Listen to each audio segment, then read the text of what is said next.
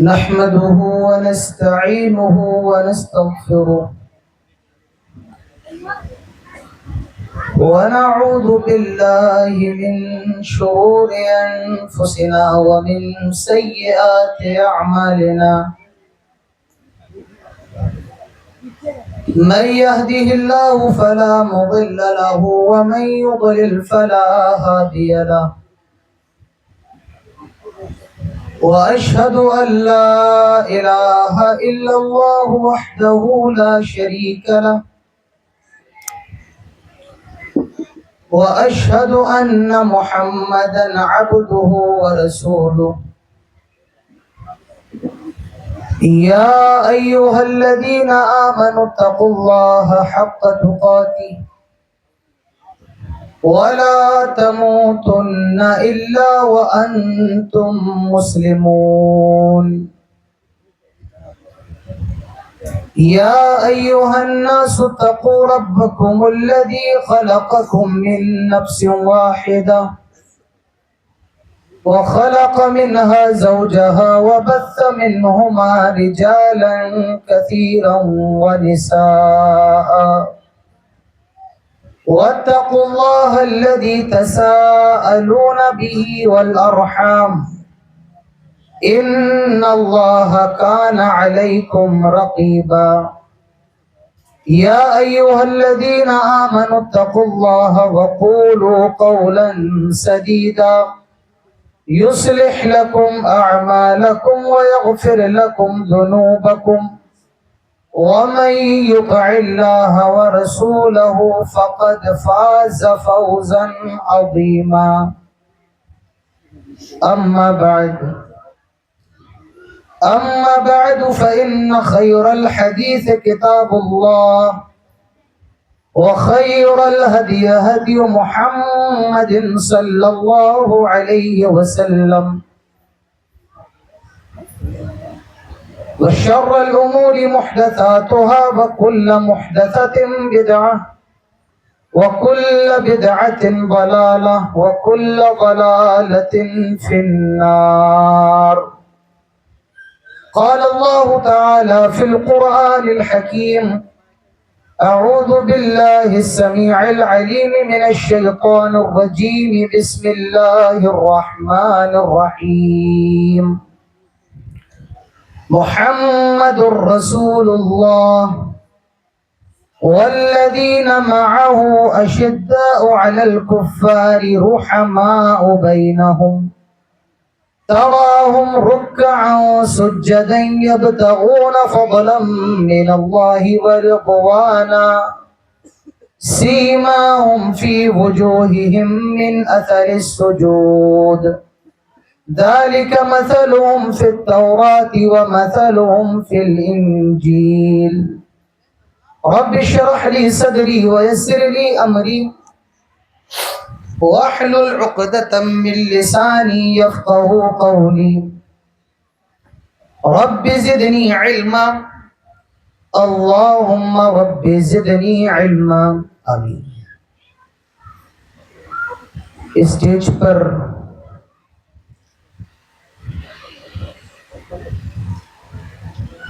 جلوہ فروز معزز علماء کرام،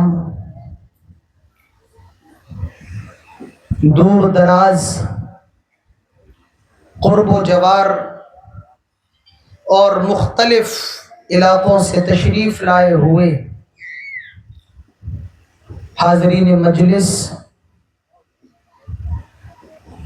قوم و ملت کے نوجوانوں، بزرگوں، پردہ نشی عزت دار خواتین امت اسلامیہ اور پیارے بچوں، تمام قسم کی تعریف و توصیف، کبریائی اور بڑائی، عزت و بزرگی صرف اور صرف اللہ وحدہ لا شریک کے لیے لائق اور زیبا ہے، جس نے ہم سب کے اوپر سب سے بڑا احسان یہ کیا کہ ہم سب کو مسلمان بنایا اور ہم سب کو بے شمار نعمتوں سے نوازا۔ وہی رب العالمین ہے، وہی پوری کائنات کا خالق اور مالک ہے، اور وہی علی کل شیء قدیر ہے۔ یہ اللہ کی بہت مختصر سی تعریف تھی۔ بعدہ قیامت کی صبح تک لاکھوں کروڑوں درود و سلام ہو تمام نبیوں پر، تمام رسولوں پر، اور بالخصوص ہمارے اور آپ کے پیارے آخری نبی، محبوب نبی، رحمت للعالمین، شفیع المومنین، سید الاولین والآخرین، امام المرسلین، جناب محمد الرسول اللہ صلی اللہ علیہ وسلم پر اللہم صلی وسلم وبارک علیہ۔ یہ 18واں سالانہ پروگرام ہے، جس پروگرام میں اللہ تبارک و تعالی نے ہم سب کو شریک ہونے کی توفیق عطا فرمائی ہے۔ مجھے آج کے پروگرام میں جس موضوع پر خطاب کرنے کے لیے کہا گیا ہے وہ موضوع ہے صحابہ اکرام کی قربانیاں اور آج کے مسلمان۔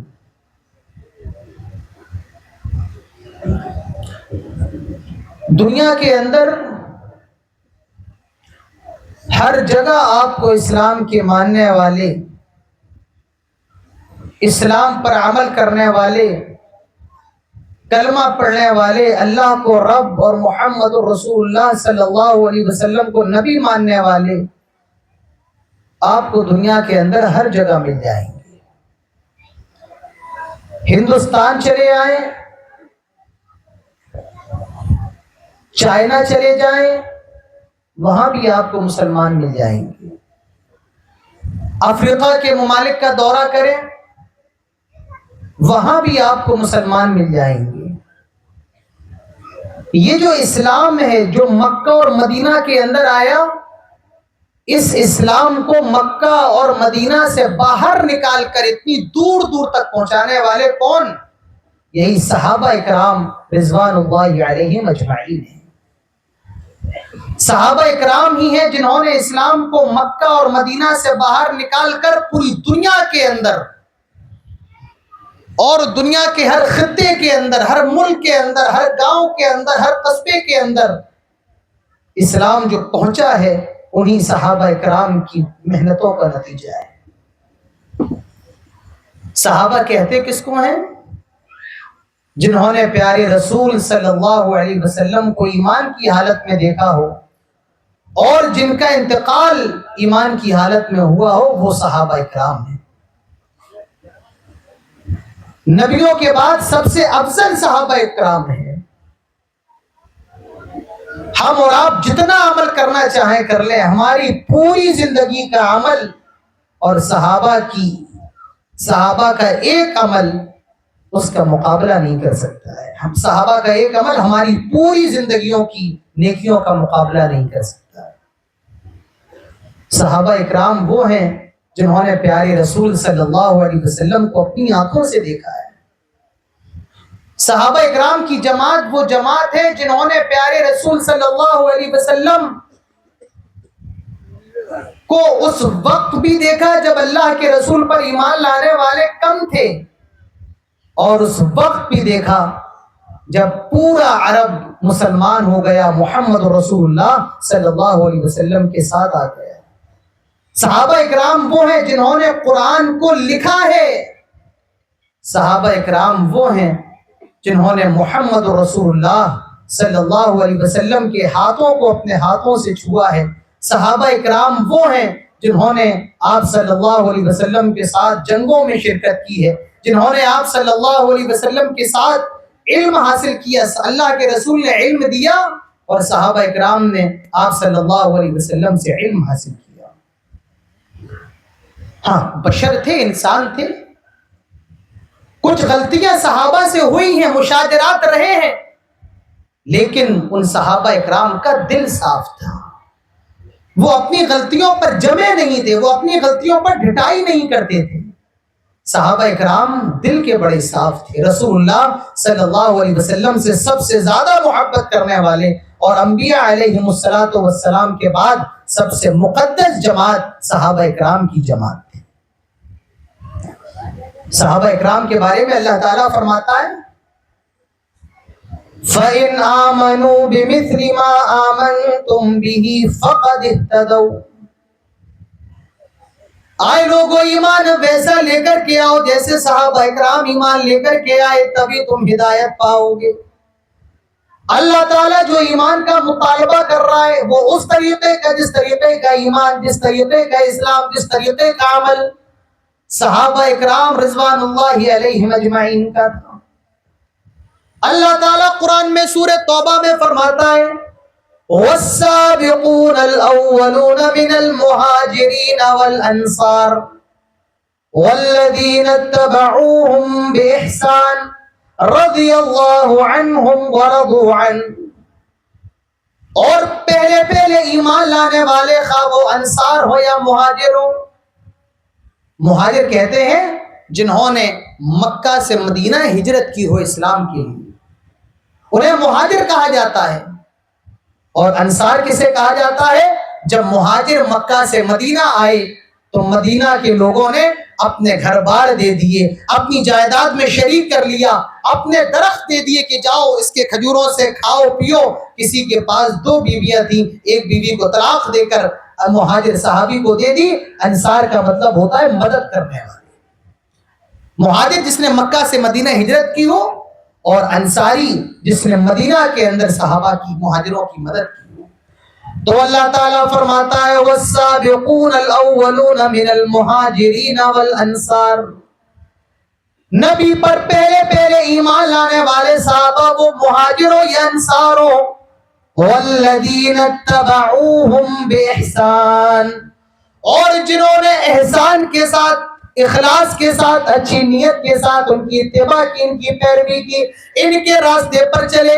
اللہ تعالیٰ نے پہلے لوگوں کو اور بعد میں قیامت تک آنے والے لوگوں کو شامل کر لیا۔ فرمایا وہ صحابہ جو سب سے پہلے ایمان لے کر کے آئے، جو السابقون الاولون، خواہ وہ انصاری ہو یا مہاجر ہو، اور جن لوگوں نے ان کی پیروی کی، رضی اللہ عنہم ورضوا عنہ، اللہ تعالیٰ ان سے بھی راضی ہو گیا اور یہ اللہ رب العالمین سے راضی ہو گئے۔ اللہ تعالیٰ صحابہ سے راضی ہو گیا اور جو ان کی پیروی کرتے ہیں احسان کے ساتھ ان سے بھی راضی ہو گیا، اور صحابہ کرام اللہ تعالیٰ سے راضی ہو گئے۔ یہ اللہ سے راضی ہیں، اللہ تعالیٰ ان سے راضی ہے۔ تو صحابہ کا مقام یہ اللہ نے سرٹیفکیٹ دے دیا، اللہ ان سے راضی ہے، خوش ہے۔ ابھی ان بچوں کو جن کی دستار ہوئی ہے ان کے سروں پر پگڑی باندھی گئی ہوگی، ان کو ہاتھ میں سرٹیفکیٹ دیا گیا ہوگا، ان کے ماں باپ کتنے خوش ہوں گے، ان کے بھائی بہن کتنے خوش ہوں گے۔ ذرا غور کریے، اندازہ لگائیے، صحابہ اکرام جن کو اللہ تعالیٰ نے جنت کی ڈگری دے دی ہے، رضی اللہ عنہم ورضوا عنہ کہہ کر کے، ان صحابہ اکرام کا مقام کیا ہے، ان صحابہ کا مرتبہ کیا ہے۔ ایک آیت اور دیکھ لیجیے، محمد الرسول اللہ والذین معه اشداء علی الکفار رحماء بینہم تراہم رکعا سجدا یبتغون فضلا من اللہ ورضوانا۔ محمد اللہ کے رسول ہیں صلی اللہ، جب نبی کا نام آئے تو ہم کیا پڑھیں؟ صلی اللہ علیہ وسلم۔ ہمارے اور آپ کی یہاں کا المیہ یہ ہے، ہم سے اور آپ سے آپ شور کروا لیجئے، روڈوں پر نکلنے کو کہیے، سب نکلنے کو تیار ہو جائیں گے، لیکن جہاں پر کہنے کی ضرورت ہے، جہاں پر درود پڑھنے کی ضرورت ہے، وہاں ہماری زبانوں کو سانپ سونپ جاتا ہے۔ تو جب رسول کا نام آئے تو کیا پڑھیں؟ آپ کی آواز ابھی تک نہیں آئی، کیا پڑھیں؟ ماشاء اللہ سبھی گم گئے ہیں پیچھے تک، کیا پڑھیں؟ صلی اللہ علیہ وسلم۔ محمد الرسول اللہ، محمد اللہ کے رسول ہے۔ والذین معه اشداء علی الکفار، اور جو لوگ ان کے ساتھ ہیں، نبی اکرم کے ساتھ جو صحابہ ہیں، وہ کافروں پر بڑے سخت ہیں، بڑے اسٹرکٹ ہے کافروں پر، رحماء بینہم، لیکن آپس میں بڑے رحم دل ہیں، بڑے پیار محبت کرنے والے ہیں۔ تراہم رکعا سجدا یبتغون فضلا من اللہ ورضوانا، اور تم ان کو جب بھی دیکھو گے یہ رکوع اور سجدے کی حالت میں ہوں گے اور اس سے اللہ تعالیٰ سے اس کا فضل مانگ رہے ہوں گے۔ تراہم رکعا سجدا یبتغون فضلا من اللہ ورضوانا سیماہم فی وجوہہم من اثر السجود، سجدے کی کثرت سجدے کی وجہ سے ان کے چہروں پر، ان کی پیشانیوں پر نشان پڑ گئے ہوں گے۔ مثلهم فی التوراۃ ومثلهم فی الانجیل، ان کی مثال تورات میں بھی اللہ نے بیان کی ہے اور ان کی مثال اللہ نے انجیل میں بھی دی ہے۔ تو یہ میرے بھائیوں رسول کے صحابہ ہیں جنہوں نے اپنی زندگی اسلام کے حوالے کر دی ہے، جنہوں نے اپنا جان مال خاندان سب اسلام کے لیے لٹا دیا۔ یہ وہ صحابہ ہیں جنہوں نے پیارے رسول صلی اللہ علیہ وسلم کو اپنی نگاہوں سے دیکھا ہے۔ آدمی کتنا بھی عمل کر لے، آدمی کتنی بھی نمازیں پڑھ لے، آدمی کتنے بھی روزے رکھ لے، 10 حج کر کے آ جائے، گاؤں کے اندر بڑا سا مدرسہ بنوا لے، ہاسپٹل بنوا لے، خوب نیک عمل کر لے، لیکن وہ آنکھیں کہاں سے لائے گا جن آنکھوں نے رسول کو دیکھا ہے؟ وہ ہاتھ کہاں سے لائے گا جن ہاتھوں نے رسول اللہ صلی اللہ علیہ وسلم کو چھوا ہے؟ وہ صحبت کہاں سے لائے گا جو رسول کے ساتھ حاصل کی ہے؟ تو یہ صحابہ اکرام کا مقام ہے۔ آئیے میں آپ کے سامنے صحابہ کی قربانیاں رکھتا ہوں، لیکن میں پریشان ہوں شروع کہاں سے کروں اور ختم کس وقت کروں، مجھے سمجھ نہیں آ رہا ہے۔ صحابہ کی قربانیاں تو اتنی ہیں کہ رات بھر ذکر کرتے رہو تو رات بھی ختم ہو جائے، لیکن قربانیوں کا ذکر ختم نہ ہو۔ کل بھی اگر آپ کے بڑے گاؤں میں پروگرام کر لیا جائے، کل کے پروگرام میں بھی صحابہ کی قربانیوں کو بیان کیا جائے، کل کا بھی پروگرام ختم ہو جائے، لیکن صحابہ کی قربانیاں ختم نہیں ہو سکتی ہیں۔ لیکن میرے بھائیوں میں نے کچھ قربانیوں کو نوٹ کیا ہے، اپنے 1 گھنٹے کے اندر، 1.25 گھنٹے کے اندر آپ کے سامنے صحابہ کی قربانیاں رکھتا ہوں۔ میں نے اپنی تقریر کو 3 حصوں میں بانٹا ہے۔ صحابہ کی قربانیاں توحید کے لیے، صحابہ کی قربانیاں رسول اللہ صلی اللہ علیہ وسلم کے لیے، اور صحابہ کی قربانیاں اسلام کے لیے۔ یہ چیزیں تو ایک ہی ہیں، لیکن میں نے آپ کو سمجھانے کے لیے 3 حصوں میں اس کو بانٹ دیا ہے۔ تو پہلا حصہ صحابہ کی قربانیاں توحید کے لیے، اللہ کے لیے، اللہ کی توحید کے لیے۔ حضرت بلال رضی اللہ عنہ کو دیکھیے، امیہ بن خلف کے غلام ہیں، حبشہ کے رہنے والے ہیں، مکے کے رئیس آدمی امیہ بن خلف کے غلام ہیں، لیکن جب اسلام لے آئے، مسلمان ہو گئے اور اقرار کر لیا لا الہ الا اللہ محمد رسول اللہ، اللہ کے علاوہ کوئی عبادت کے لائق نہیں ہے، اشہد ان لا الہ الا اللہ واشہد ان محمدا عبدہ ورسولہ، میں گواہی دیتا ہوں کہ اللہ کے علاوہ کوئی عبادت کے لائق نہیں ہے اور محمد اس کے بندے اور رسول ہیں۔ جب اقرار کر لیا اور امیہ بن خلف کو معلوم چلا کہ بلال نے محمد رسول اللہ صلی اللہ علیہ وسلم کا کلمہ پڑھ لیا ہے، یہ توحید والا ہو گیا ہے، امیہ بن خلف نے حضرت بلال رضی اللہ عنہ کو مارنا شروع کیا، ان کے گلے میں رسی ڈال کر مکے کی گرم گرم ریت پر لٹایا جاتا اور گرم گرم پتھروں پر ان کے جسم کو رکھا جاتا۔ وہ پتھر اتنے گرم ہوتے اگر اس پر گوشت کا ٹکڑا رکھ دو تو وہ بھی روسٹڈ ہو جائے، وہ بھی فرائی ہو جائے۔ میرے نوجوانوں ذرا غور کرو، حضرت بلال کی قربانی کو گرم گرم ریت پر پتھروں پر لٹایا جا رہا ہے۔ جب امیہ بن خلف تھک گیا تب بھی اس کو صبر نہ آیا، رسی مکے کے اوباش لوڈوں کو دے دی کہ جاؤ بلال کو مکے کی ریت پر گھسیٹو۔ گرم گرم ریت پر گھسیٹا جا رہا ہے اور یہی کہا جا رہا ہے آئے بلال اسلام کو چھوڑ دو, آئے بلال ایک رب کے سامنے جھکنا چھوڑ دو. لیکن قربان جاؤ نوجوانوں, حضرت بلال کے اوپر, حضرت بلال کی ایمان کے اوپر, حضرت بلال کی قربانی کے اوپر ان کی زبان سے یہی نکلا احد احد, اللہ ایک ہے, اللہ ایک ہے. آئے مکے کے لوگوں جتنا ستانا ہے ستا لو, جتنا تڑپانا ہے تڑپا لو, جتنا مجھے مارنا ہے مار لو, لیکن میں ایک اللہ کے علاوہ کسی کے سامنے سجدہ نہیں کروں گا. احد احد, اللہ تعالیٰ ایک ہے, اللہ تعالیٰ ایک ہے. یہ حضرت بلال کی قربانی نہیں تو اور کیا. جو بلال توحید کے لیے گرم گرم بستر, گرم گرم ریت پر لیٹ گیا, جس بلال نے توحید کے لیے مار کھائی, برداشت کیا, ماروں کو برداشت کیا. میرے نوجوانوں, کیا تم نے حضرت بلال کی سیرت کو پڑھا ہے؟ آئے نوجوانوں, تم نے اپنے چہروں کو بڑا خوبصورت کیا, یہ بلال خوبصورت نہیں تھے, کالے کلوٹے تھے. آئے نوجوانوں, تم نے بڑی بڑی شخصیتوں کو پڑھا ہے.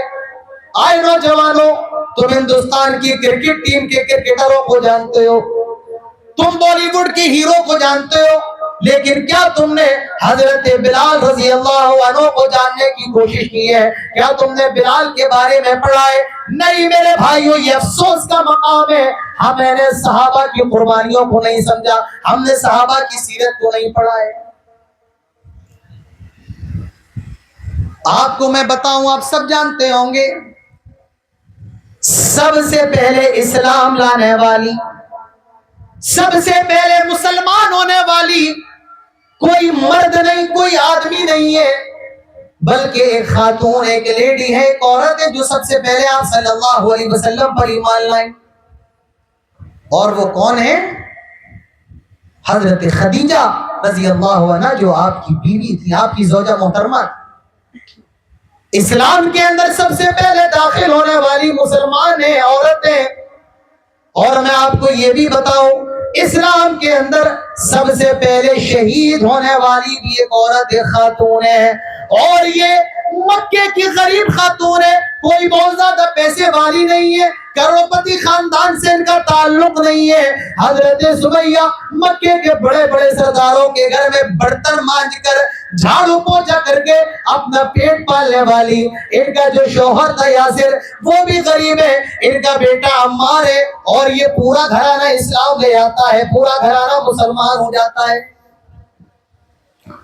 ابو جہل کو معلوم چلا, بھئی پانی ہٹا دو یہاں سے, جنہیں لینا ہے لے, پانی کی جگہ تھوڑی نہیں ہے.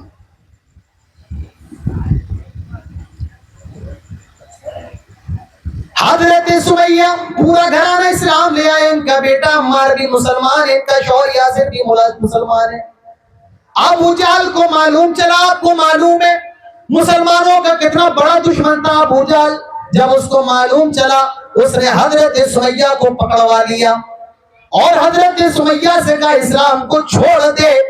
آئے سمیہ, اسلام سے پھر جا, ایک اللہ کے علاوہ غیروں کی عبادت میں لگ جا, میرے جو لات عزا معبودوں کی عبادت میں لگ جا. حضرت سمیہ کہتی ہے اسلام لانے کے بعد کوئی اسلام کو چھوڑ نہیں سکتا ہے. ابو جہل نے اس خاتون پر اتنا زیادہ ظلم کیا, اتنا زیادہ ظلم کیا, حضرت سمیہ کی شرمگاہ میں خنجر مارا. شرمگاہ میں جو جسم کی سب سے نازک جگہ ہوتی ہے, اور یہ بیچاری بوڑھی عورت ہے, پہلے تو اس عورت کو برہنہ کر دیا گیا. سامنے بیٹا اور باپ اور شوہر دونوں موجود ہیں.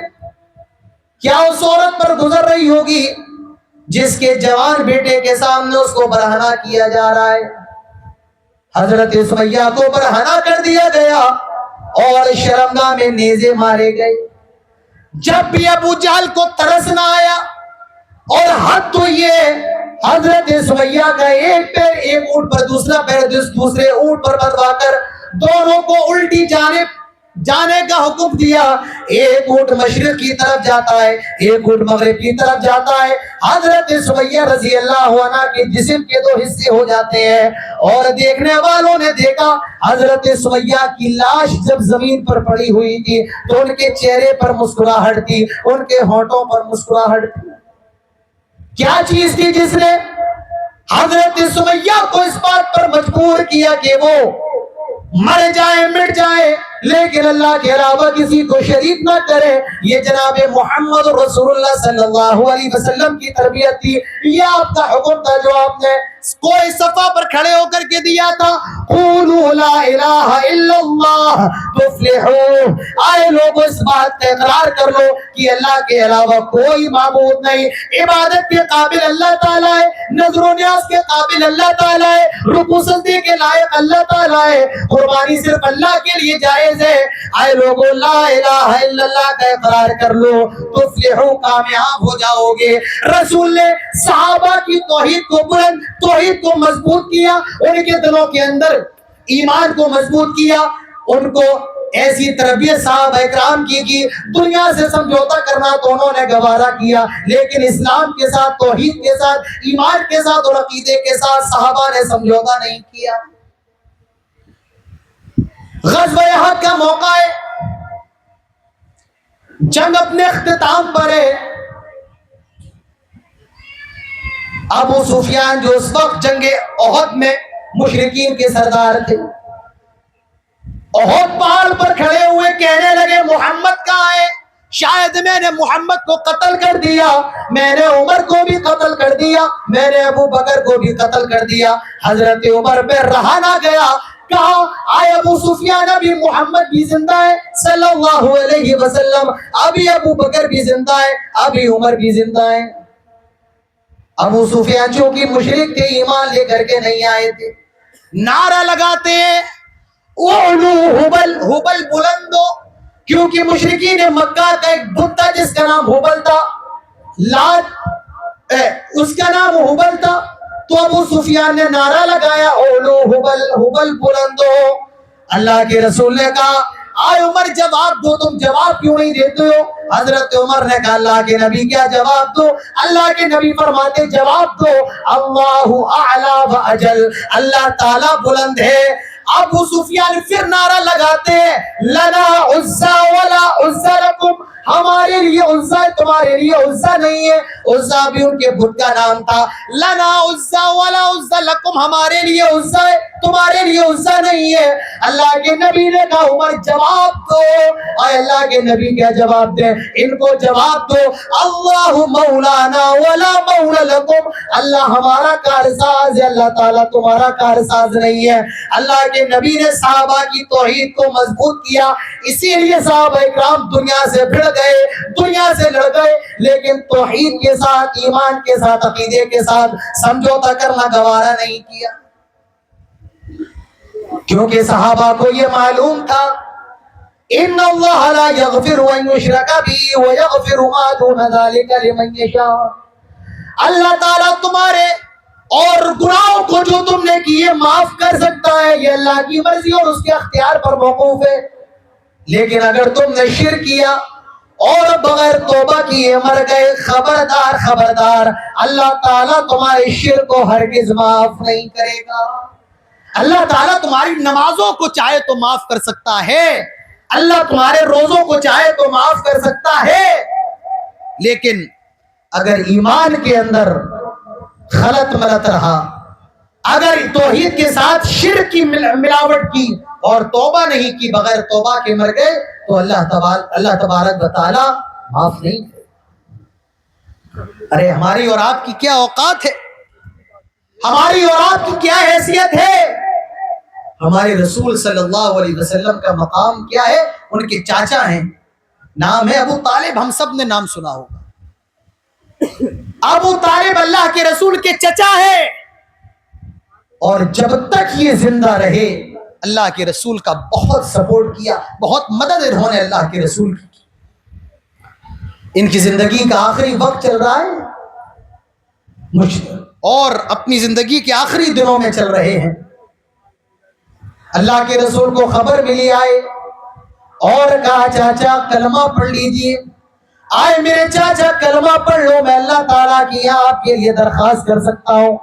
آئے میرے چاچا کان میں ہی پڑھ لو اللہ کا کلمہ پڑھ لو, لا الہ الا اللہ محمد رسول اللہ. ابو جہل بیٹھا ہوا ہے, مکے کے بڑے بڑے سردار بیٹھے ہوئے ہیں, کہنے لگے خبردار خبردار, آئے ابو طالب کیا آخری وقت میں بھی باپ دادا کے مذہب سے پھر جاؤ گے؟ آئے ابو طالب کیا آخری وقت میں بھی باپ دادا کا دین چھوڑ دو گے؟ ابو طالب اسلام نہیں لائے، مسلمان نہیں ہوئے، اور ان کی زبان سے نکلنے والا آخری جملہ یہ تھا علی ملت عبد المطلب، میں عبد المطلب کے دین پر مرتا ہوں، میں عبد المطلب کے مذہب پر مرتا ہوں۔ اسلام نہیں لائے، انتقال ہو گیا، مر گئے، اور جب مر گئے تو اللہ کے پیارے نبی جناب محمد رسول اللہ صلی اللہ علیہ وسلم نے مغفرت کے لیے دعا کی، آئے اللہ میرے چاچا کو معاف کر دے، اللہ میرے چاچا نے میرا بہت ساتھ دیا ہے، اللہ میرے چاچا کو معاف کر دے۔ اللہ تعالیٰ فوراً فرماتا ہے آئے ہمارے نبی خبردار، کسی نبی کے لیے اور کسی مومن کے لیے یہ جائز ہی نہیں ہے کہ وہ کسی مشرک کی سفارش کرے۔ آپ اپنے باپ، آپ اپنے چچا کی سفارش نہ کریں، کیونکہ وہ مسلمان نہیں ہے، وہ مومن نہیں ہے، انہوں نے کلمہ نہیں پڑھا ہے، اور حالت شرک میں ان کا انتقال ہوا ہے۔ صحابہ اکرام نے اللہ کے لیے، توحید کے لیے میرے بھائیوں اپنی جانوں کو قربان کر دیا۔ سب سے بڑی چیز جان ہے۔ ہم اور آپ کہتے جان چلی جائے لیکن ایمان نہ جائے۔ توحید کے لیے تو صحابہ نے اپنی جانوں کا بھی سمجھوتا کر لیا۔ حضرت عثمان رضی اللہ عنہ کو دیکھو، جب یہ اسلام لے کر کے آ گئے، جب یہ مسلمان ہو گئے، ان کے چچا نے بند کمرے میں ان کو باندھ دیا، باہر سے تالا لگا دیا، نہ کھانا دیا نہ پانی دیا۔ دور کا جب تک یہ محمد کے دین کو نہیں چھوڑے گا تب تک میں اس کو کھانا بھی نہیں دوں گا۔ حضرت عثمان نے بھوک برداشت کر لی، سلاخیں برداشت کر لی، زنجیریں تو برداشت کر لی، لیکن اللہ کی توحید کے ساتھ سمجھوتا حضرت عثمان نے نہیں کیا۔ اپنے جسم کی قربانی اور جان کی قربانی دینے کے لیے تو تیار ہو گئے، لیکن توحید کے ساتھ سمجھوتا نہیں کیا، توحید کے ساتھ کمپرومائز نہیں کیا۔ میرے بھائیوں، آج اپنے ایمان کو مضبوط کرو، آپ اپنے عقیدوں کو مضبوط کرو، اور یہ جان لو ان شرک لظلم عظیم، اللہ تعالیٰ شرک کو ہرگز معاف نہیں کرتا ہے۔ شرک سب سے بڑا گناہ ہے۔ حضرت لقمان اپنے بیٹے کو نصیحت کرتے تھے، یا بنی لا تشرک باللہ ان الشرک لظلم عظیم، اے میرے بیٹے اللہ کے ساتھ شرک نہ کرنا، کیونکہ شرک سب سے بڑا گناہ ہے، شرک سب سے ڈینجر ظلم ہے، سب سے بڑا گناہ ہے۔ اور حضرت یعقوب علیہ السلام کی جب موت کا وقت قریب آیا، یہاں جب کسی کی موت کا وقت قریب ہوتا ہے تو آدمی وصیت کرتا ہے، فلاں اتنی جائیداد میرے فلاں بیٹے کے لیے ہے، اتنا پیسہ فلاں بیٹے کے لیے ہے۔ حضرت یعقوب کی موت کا وقت آئے، اپنے بیٹوں کو نصیحت کر رہے ہیں، ما تعبدون من بعدی، آئے میرے بیٹو یہ بتاؤ میرے انتقال کے بعد تم کس کی عبادت کرو گے؟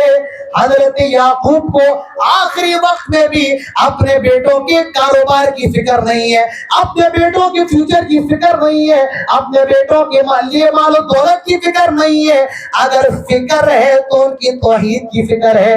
ما تعبدون من بعدی، آئے میرے بچوں یہ بتاؤ تم میرے بعد کس کی عبادت کرو گے؟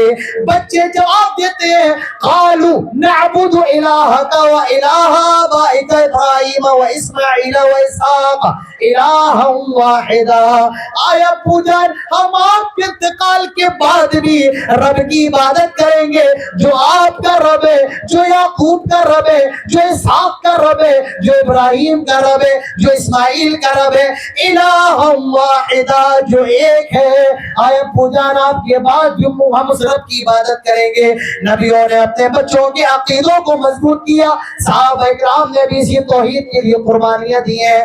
آئیے میرے بھائیوں ایک واقعہ آپ کے سامنے اور سناتا ہوں، اور یہ واقعہ بھی کسی مرد کا نہیں ہے بلکہ یہ خاتون کا، ایک عورت کا ہے۔ حضرت زنیرہ یا زنیرہ، شاید زنیرہ نام ہے یا زنیرہ نام ہے، زنیرہ رومیہ یا زنیرہ رومیہ، یہ بھی مکے کے اندر ایک غلام تھی، لوڑی تھی۔ یہ اسلام لے آئی، مسلمان ہو گئی۔ مسلمانوں کا سب سے بڑا دشمن، اللہ کا دشمن ابو جہل کو معلوم چلا حضرت سمیہ رضی اللہ عنہ کی آنکھیں نکلوا لی، حضرت سمیہ کی آنکھوں کی روشنی، حضرت زنیرہ کی آنکھوں کی روشنی چلی گئی اور ابو جہل کہنے لگا آئے زنیرہ یہ تیری آنکھوں کی روشنی میرے معبود حبل اور عزا کی وجہ سے گئی ہے، لات و منات کی وجہ سے گئی ہے۔ حضرت زنیرہ کہتی ہیں نہیں، آنکھوں کی روشنی دینے والا بھی اللہ ہے، آنکھوں کی روشنی چھیننے والا بھی اللہ ہے۔ اور پھر یہ اللہ تعالیٰ سے دعا کرتی ہیں اللہ ان کی آنکھوں کی روشنی کو واپس کر دیتا ہے، اللہ ان کی آنکھوں کی روشنی کو لوٹا دیتا ہے۔ تو میرے بھائیوں صحابہ کی قربانیاں یاد رکھو، توحید کے لیے صحابہ مر گئے، اپنی جانوں کو قربان کر دیا۔ تو صحابہ کی قربانیاں یہ ایمان کے لیے، توحید کے لیے۔ اب ضرورت ہے ہم اور آپ اپنے سماج میں دائرہ نظر دوڑائیں اور دیکھیں آج ہمارے اندر کتنی توحید ہے، آج ہمارے اندر کتنا اسلام ہے۔ میرے بھائیوں معاف کیجئے گا، اسلام صرف ہمارے اور آپ کے زبانوں تک ہے، ہمارے اور آپ کے ناموں تک اسلام ہے، لیکن حقیقت میں دیکھیے، ہمارے گھروں کے اندر آئیے اور ہمارے دلوں میں جھانکیے تو معلوم چلے گا ہمارے اندر اسلام نہیں ہے، توحید نہیں ہے۔ آج ہمارے گھروں کے چھوٹے چھوٹے بچے اپنے ہاتھوں میں دھاگا باندھے ہوئے ہیں، گلے میں تعویذ پہنے ہوئے ہیں، جس رسول نے فرمایا من علق تمیمۃ فقد اشرک، جس نے کوئی دھاگا لٹکایا اس نے شرک کیا۔ آج اس رسول کا کلمہ پڑھنے کے بعد، آج اس رسول پر ایمان لانے کے بعد، اللہ کو رب ماننے کے بعد آج آدمی دھاگا باندھا ہوا ہے، آدمی تعویذ پہنا ہوا ہے۔ میرے بھائیوں صحابہ اکرام رضوان اللہ علیہم اجمعین کا یہ طریقہ نہیں تھا، نبی کا طریقہ نہیں تھا۔ تو آج ضرورت ہے اپنے گھروں میں توحید کی دعوت دیجئے، اپنے گھروں کے اندر اصلاح کیجئے، اپنے نفس کی اصلاح کیجئے اور اپنی ایمان پر مضبوط رہیے۔ دنیا یہاں سے وہاں ہو جائے، زمین کے اندر دراریں پڑ جائے، آسمان کے اندر درار پڑ جائے، لیکن ہمارے ایمان کے اندر اور ہماری توحید کے اندر ذرہ برابر بھی لغزش نہ آنے پائے۔ میرے بھائیوں یہ صحابہ کی قربانیوں سے ہم کو سبق ملا۔ دوسری چیز، صحابہ کی قربانیاں آپ صلی اللہ علیہ وسلم کے لیے، صحابہ اکرام نے رسول کے لیے اپنے گھر بار، مال و دولت، جان، سب کچھ صحابہ اکرام نے قربان کر دیا۔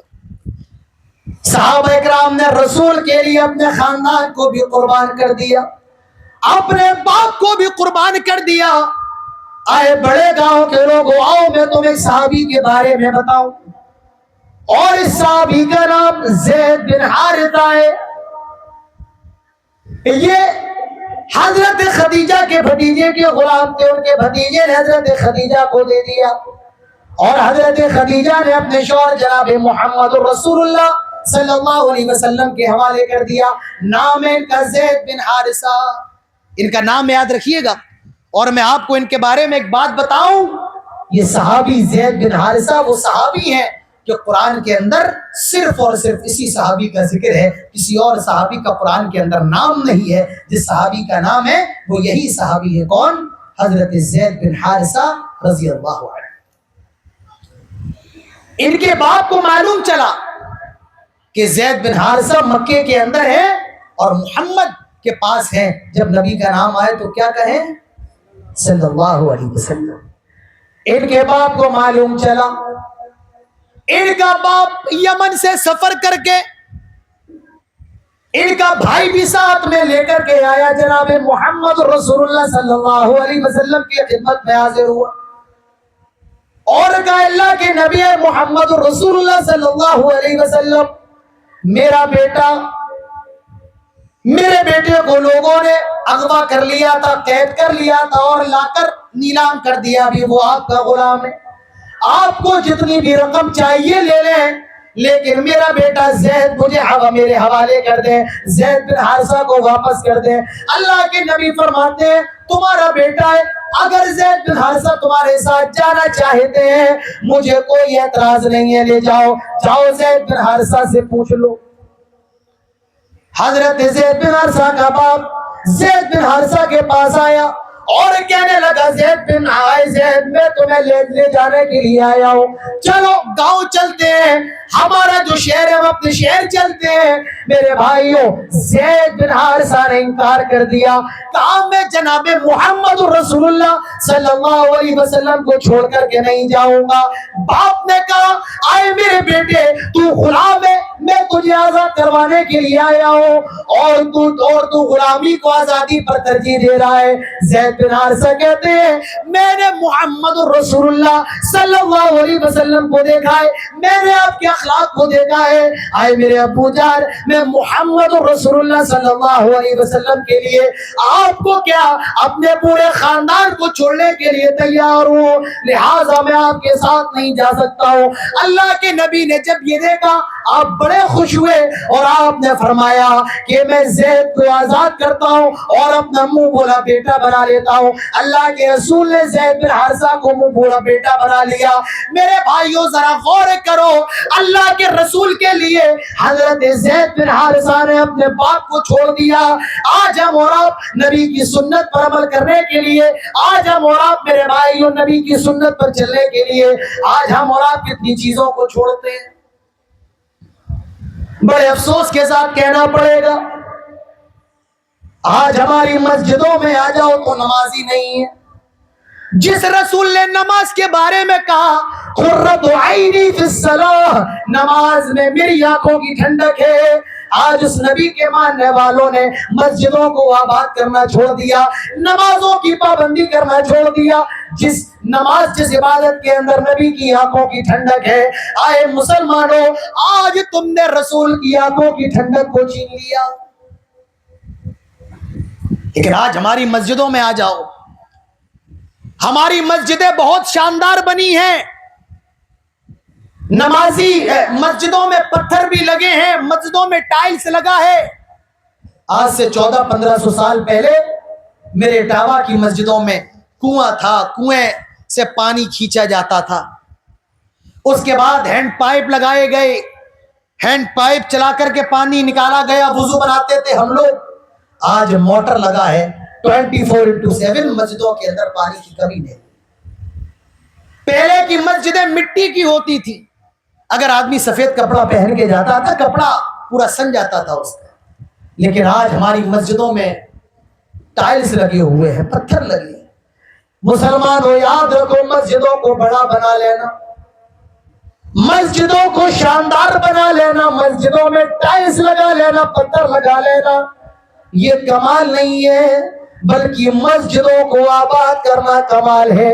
شاعر کہتا ہے مسجد تو بنا دی شب بھر میں ایمان کی حرارت والوں نے، من اپنا پرانا پاپی ہے برسوں میں نمازی بن نہ سکا۔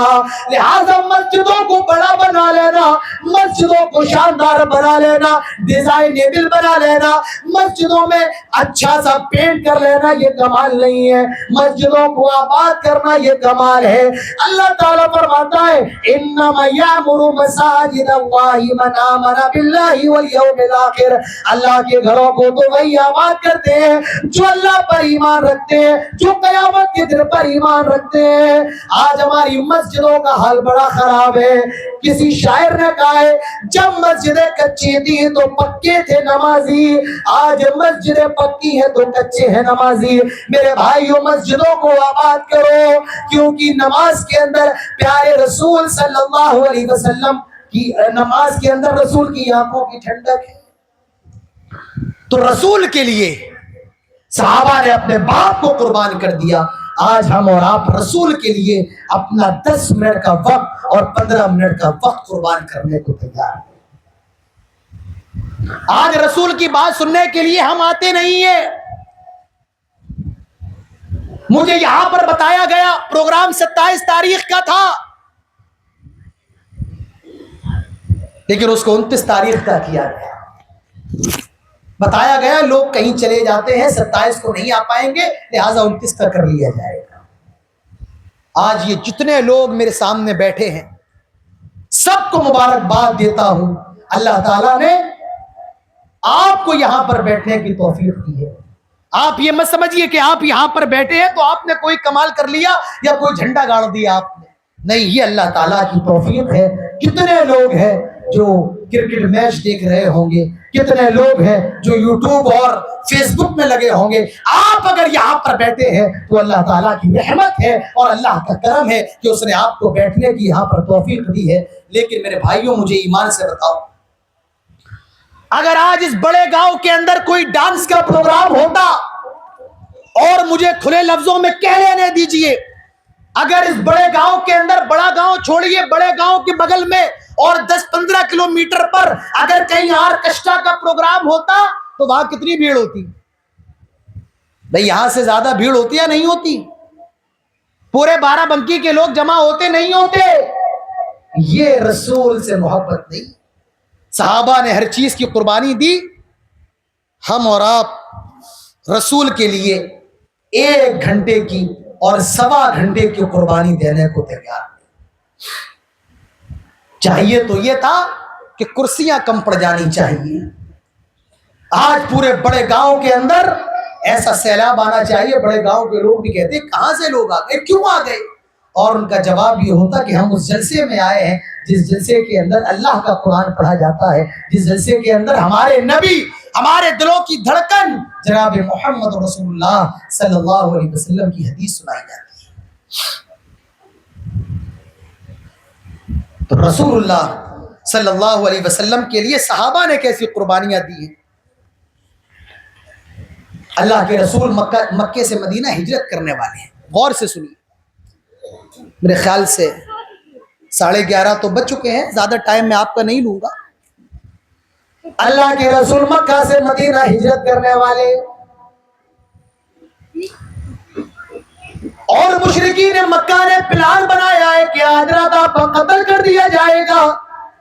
اللہ تعالیٰ نے آپ کو اجازت دے دی ہے، اور جبرائیل نے بتا دیا، اے اللہ کے نبی آج آپ کے قتل کا پلان ہے، لہٰذا آپ کو اللہ تعالیٰ نے ہجرت کی اجازت دے دی ہے۔ اللہ کے نبی اپنے داماد، اپنے چچیرے بھائی حضرت علی المرتضی رضی اللہ عنہ کو بلاتے ہیں اور کہتے ہیں، آئے علی میرے بستر پر سو جاؤ، آج کی رات مجھے ہجرت کی اجازت دے دی گئی ہے، مدینہ جانے کی اجازت مل گئی ہے، آئے علی میرے بستر پر سو جاؤ، آئے علی میرے بستر پر لیٹ جاؤ، اور جب صبح ہو تو مدینے والوں کی امانتوں کو واپس کر دینا، مدینے کے مکے کے لوگوں کی امانتیں جو میرے پاس رکھی ہیں ان امانتوں کو واپس کر دینا۔ حضرت علی نے نہیں سوچا، حضرت علی جانتے تھے آج رات نبی کے قتل کا پلان ہے، لوگ تلواریں لے کر کے آئیں گے اور نبی کے قتل کا ارادہ ہوگا، میں نبی کے بستر پر سوؤں گا، شاید میں قتل نہ کر دیا جاؤں، لیکن رسول سے محبت کا عالم یہ ہے، رسول کے لیے قربانی دینے کا عالم یہ ہے۔ حضرت علی رضی اللہ عنہ رسول کے بستر پر سو گئے اور اپنی موت کی فکر نہیں کی، اگر رسول کے لیے جان چلی جائے تب بھی کوئی ملال نہیں۔ میرے بھائیو، یہ صحابہ کی قربانی تھی رسول کے لیے، حضرت علی کی قربانی رسول کی محبت میں تھی کہ حضرت علی رسول اکرم صلی اللہ علیہ وسلم کے بستر پر سونے کے لیے تیار ہو گئے۔ آئے مسلمانوں، بتاؤ آج تمہیں اس رسول کی کتنی فکر ہے، آج تمہیں اس رسول کی سنتوں سے کتنی محبت ہے، صحابہ کی محبت کا عالم تو جان دینے کا ہے۔ آج مجھے یہ بتاؤ تم رسول کی سنتوں سے کتنی زیادہ محبت کرتے ہو۔ ایک صحابی ہے، ان کا نام ہے حضرت خریم الاسدی رضی اللہ عنہ۔ یہ مکے کے، مدینے کے بڑے ہینڈسم صحابی تھے، خوبصورت، ان کے بال بڑے بڑے تھے اور ان کا جو پجامہ تھا وہ ٹخنے کے نیچے چلا جاتا تھا۔ اللہ کے رسول ایک مرتبہ فرماتے ہیں، نعم الرجل خریم الاسدی، خریم الاسدی بڑے اچھے صحابی ہیں، خریم الاسدی بڑے اچھے صحابی ہیں، لولا طول جمتہ و اسبال ازارہ، بس اگر اپنے سر کے بال تھوڑے سے چھوٹے کر لیں اور اپنا پجامہ ٹخنے کے اوپر کر لیں تو بہت اچھی بات ہوگی۔ کسی بتانے والے نے حضرت خریم الاسدی کو بتایا کہ اللہ کے رسول نے تمہارے بارے میں یہ کہا ہے، तुम अगर अपना पजामा टखने के ऊपर कर लो और बाल थोड़ा छोटा कर लो तो बहुत अच्छी बात है। हजरत खुरैम अल-असदी ने इंतजार नहीं किया, मैं नाई के पास जाऊं, बाजार में जाऊं, दर्जी से अपना पजामा छोटा करवाऊं। हजरत खुरैम अल-असदी ने अपने घर से छुरी निकाली और अपना पजामा अपने हाथों से टखने के ऊपर किया। आए मुसलमानों मुझे बताओ, आए बड़े गांव के लोगों मुझे बताओ, आए बाराबंकी के लोगों मुझे बताओ, आज तुम्हारा पैंट टखने के ऊपर या टखने के नीचे है? आज तुम्हारा पजामा टखने के नीचे टखने के ऊपर है? तुम्हारी लुंगी टखने के ऊपर या टखने के नीचे रहती है? अरे मेरे नबी का तो ये हाल है। मेरे नबी ने तो यहाँ तक फरमाया, मन अस्फला मिनल काबैन, मन अस्फला मिनल काबैन मिनल इज़ारी फफिन्नार। जो हिस्सा, जो पजामा पैंट इज़ार टखने के नीचे जाता है वो पूरा का पूरा हिस्सा जहन्नम के अंदर जाएगा। रसूल ने इतनी सख्त वही सुनाई। मेरे भाइयों, अपने पजामों का हाल देखो, कितने लोग हैं रसूल की सुन्नत पर अमल करने वाले। मस्जिद में आए तो खटाखट मोड़ करके ऊपर कर ली, और मस्जिद के बाहर निकले तो फिर नीचे। क्यों? कि अल्लाह सिर्फ मस्जिद के अंदर है, मस्जिद के बाहर अल्लाह नहीं है? कि अल्लाह ताला सिर्फ मस्जिद के अंदर तुझे देख रहा है, मस्जिद के बाहर नहीं देख रहा है? मेरे भाइयों, बहुत बड़ा अलमिया है। एक सहाबी अल्लाह के रसूल के पास आए और कहा, अल्लाह के नबी मुझे कुछ नसीहत करें। अल्लाह के नबी उस सहाबी को नसीहत करते हैं, और उन नसीहतों में अल्लाह के नबी ने एक नसीहत इसी इजार के ताल्लुक से की। क्या की? वर्फा इजारका इला निस्फि साक। आए सहाबी अपने इजार को आधी पिंडली के बराबर कर ले। आधी पिंडली जो हड्डी होती है ना, टखने घुटने के नीचे और टखने तक, इसे ये जो पिंडली है, पिंडली ये हड्डी। आपने फरमाया पजामा कितना ऊंचा हो, इजार कितना, पैंट कितनी ऊंची हो? निस्फि साक, आधी पिंडली के बराबर। आपने फरमाया फ़इन अबैता फ़इलल काबैन, अगर ये ना हो सके तो अपना इजार कम से कम टखने तक रखो, टखने के नीचे लटकाने की इजाजत नहीं है। वरफ़ा इज़ारका इला निस्फ़ि साक़, टखने आधे पिंडली तक। फ़इन अबैता फ़इलल काबैन, अगर ये नहीं कर सकते हो तो टखने तक। और याद रखो, फ़इन्नहा मिनल मख़ीला, टखने के नीचे पजामा लटकाना ये तकब्बुर है। व इन्नल्लाह ला युहिब्बुल मक़ीला, और अल्लाह तबारक व तआला तकब्बुर को पसंद नहीं करता है। लोग कहते हैं, अरे मौलाना साहब, हम तकब्बुर की वजह से नहीं पहने हैं, हमारी पैंट बड़ी है, हमारे दिल में तकब्बुर नहीं है। मेरे भाइयों, याद रखो, टखने के नीचे जार लटकाना ये तकब्बुर की निशानी है। तो सहाबा की कुर्बानियां तो ये है, सहाबा किराम ने अपनी पूरी जिंदगी और अपनी जिंदगी का हर लम्हा जनाब मुहम्मद रसूलुल्लाह सल्लल्लाहु अलैहि वसल्लम के लिए कुर्बान कर दिया। कितनी चीजों पर रोशनी डाले। हमारा मकसद आपको रुस्वा करना नहीं है, हमारा मकसद आपकी इस्लाह करना है। अगर हमें रसूल से मोहब्बत होती तो आज हमारे चेहरे भी रसूलुल्लाह सल्लल्लाहु अलैहि वसल्लम के चेहरे की तरह होते। हमें देख लो, आज हमारे चेहरे कुफ्फार के, मुशरिकीन के और मजूसियों के चेहरों की तरह हैं। आज हमारे चेहरे जनाब मुहम्मद रसूलुल्लाह सल्लल्लाहु अलैहि वसल्लम के चेहरे की तरह है।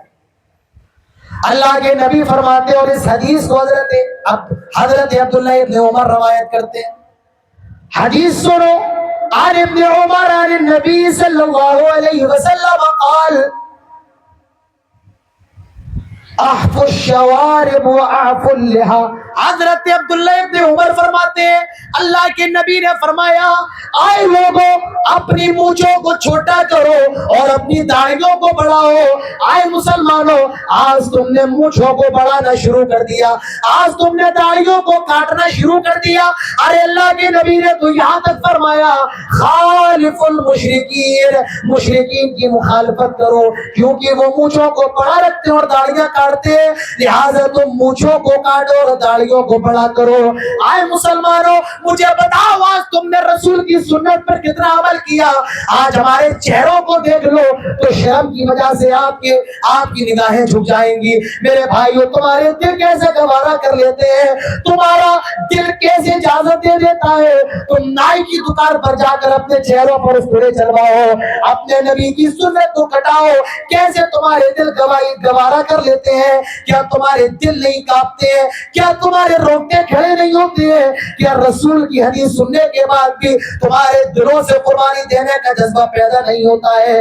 میرے بھائیوں, صحابہ کا حال تو یہ تھا, جب عروہ بن مسعود ثقفی صلح حدیبیہ کے موقع پر اللہ کے نبی سے ملاقات کر کے واپس گئے تو کفار مکہ سے انہوں نے کہا کہ میں ان لوگوں کے پاس سے آ رہا ہوں, میں نے محمد رسول اللہ صلی اللہ علیہ وسلم کے صحابہ کو دیکھا ہے, اگر رسول تھوکتے ہیں تو صحابہ اس تھوک کے لیے جھگڑا کرتے ہیں.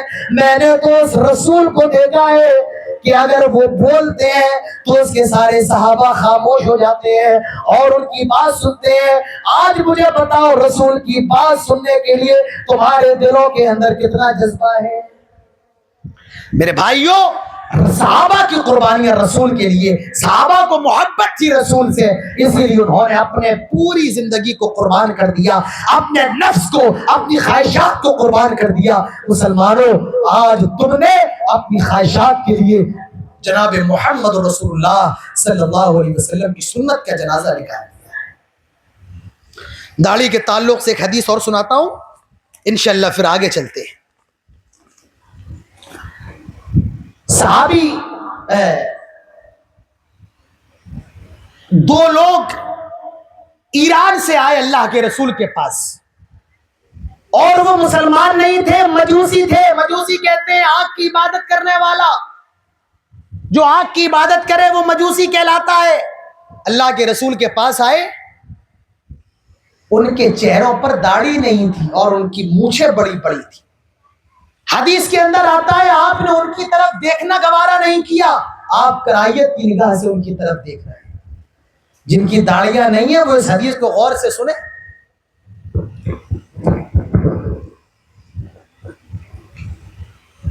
سب ہوتا ہے, کوئی دقت نہیں, سب چلتا ہے, عادت پڑی ہے ساری چیزوں کی. یہ دین کا راستہ. یہاں آپ یہ سوچیں کہ آپ کو حلوہ مل جائے تو آپ پھر جنت میں جائیے, دنیا کے اندر آپ کو حلوہ نہیں ملے گا. صحابہ نے حلوہ نہیں کھایا.